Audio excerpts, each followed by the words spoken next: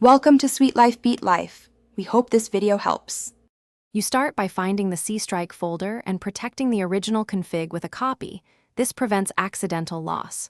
Once done, open config. CFG in a text editor so you can add immediate testable changes. You'll add core settings first: sensitivity, view model, and a couple of binds to test input consistency.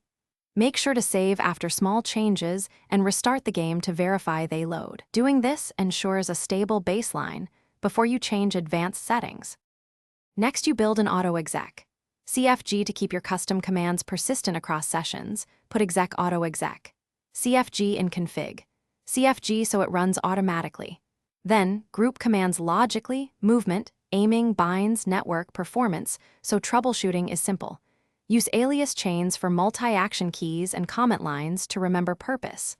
Once you've written a section, save and launch the game to confirm behavior. Iterative testing prevents conflicts and ensures each tweak. Finally, finalize by setting file attributes to read-only or using a launcher to avoid Steam overwrites. This preserves your tweaks. Test thoroughly, first in a bot match, then on a live server, and watch for commands that servers block or replace.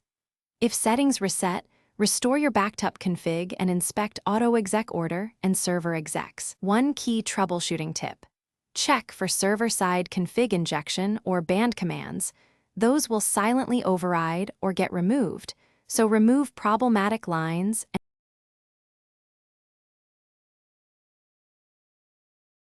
Thanks for watching. Consider subscribing if we helped you.